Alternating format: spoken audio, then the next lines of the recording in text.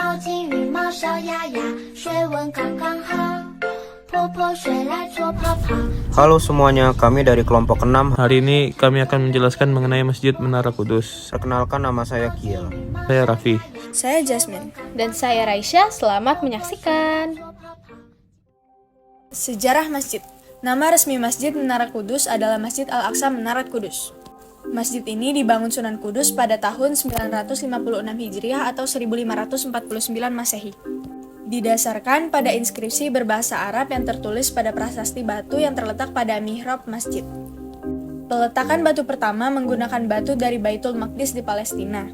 Oleh karena itu, masjid ini kemudian dinamakan Masjid Al-Aqsa.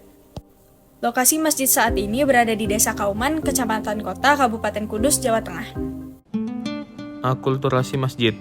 Sunan Kudus mendirikan masjid dengan akulturasi budaya Hindu Jawa dengan Islam agar masyarakat lokal dapat menerima kehadiran Islam dengan baik, di mana terdapat 3 bangunan gapura menyerupai candi di bagian depan masjid.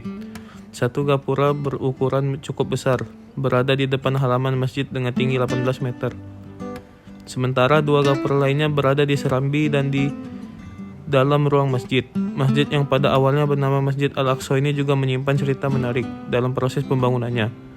Konon, dahulu Sunan Kudus membangun menara masjid ini hanya dengan menggosok-gosokkan batu bata hingga lengket. Budaya peninggalan.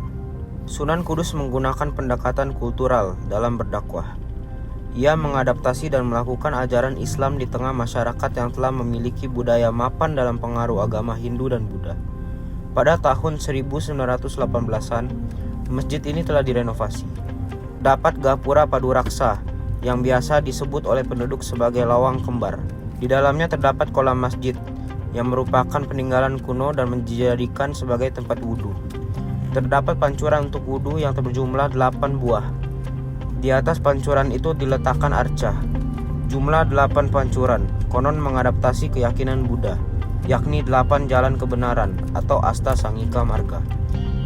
Ciri lainnya bisa dilihat pada penggunaan material batu bata yang dipasang tanpa perekat semen. Keistimewaan masjid. Sudah sangat jelas bahwa Masjid Menara Kudus tergolong berbeda dengan masjid pada umumnya, terutama pada desain arsitektur menara. Secara keseluruhan, masjid ini bergaya tradisi seni Hindu.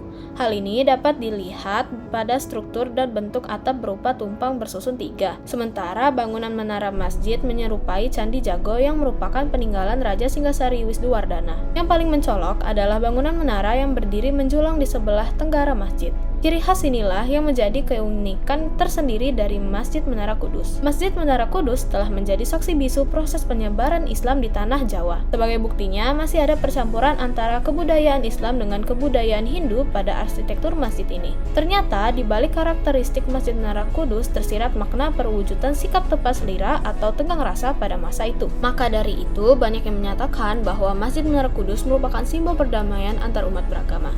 Hampir setiap hari, banyak pengunjung dari berbagai daerah yang datang ke Masjid Menara Kudus. Wisatawan tidak hanya bisa berfoto atau melakukan sholat, mereka juga kerap melakukan ziarah karena masjid ini merupakan makam salah satu wali songo, yakni Sunan Kudus. Sunan Kudus wafat pada tahun 1550 Masehi pada saat beliau sedang menjadi imam sholat subuh di Masjid Menara Kudus. Beliau meninggal dalam keadaan sujud, kemudian beliau pun dimakamkan di kompleks permakaman tepat di sebelah barat Masjid Menara Kudus.